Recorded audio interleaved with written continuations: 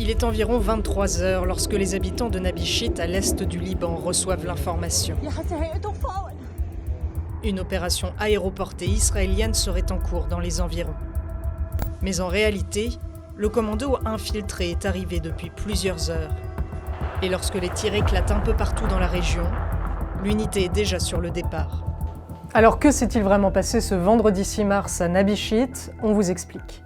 Dès le début d'après-midi, de larges bombardements israéliens pilonnent la zone. Ce déluge de feu sert en réalité à couvrir une infiltration d'un commando d'élite israélien. Voici les images des tours de surveillance construites le long de la frontière syro-libanaise qui ont fuité sur les réseaux. On y voit des hélicoptères déposer des troupes au sol, puis repartir. La caméra indique la date, le 6 mars, et surtout l'heure, 18h. Aux alentours, les frappes se poursuivent. Et les forces israéliennes débutent leur opération au sol.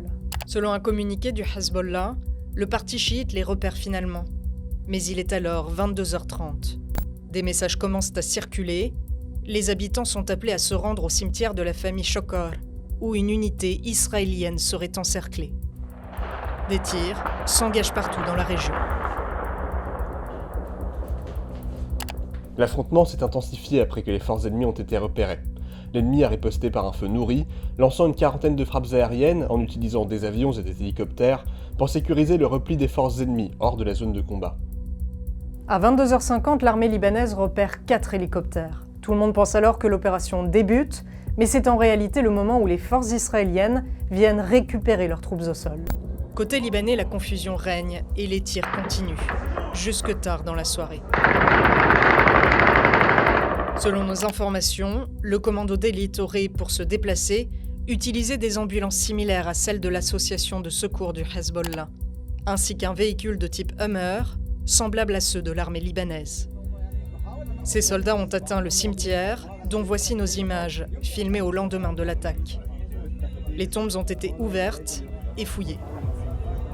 Ce soir-là, selon l'armée israélienne qui a elle-même confirmé l'opération, les forces spéciales cherchaient la dépouille de Ron Arad, un pilote israélien disparu au Liban en pleine guerre civile en 1986.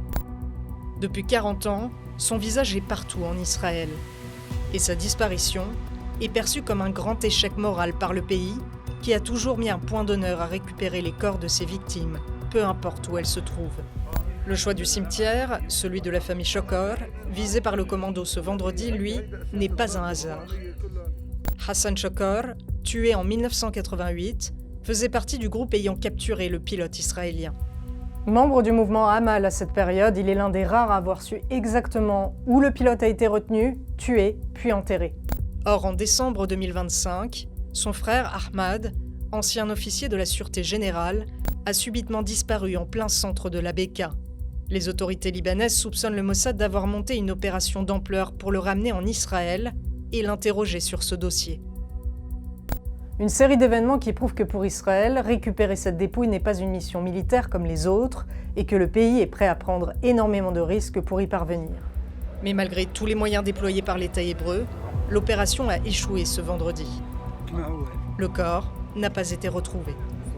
Un échec militaire qui a toutefois coûté la vie à plus de 40 personnes côté libanais lors des bombardements de couverture.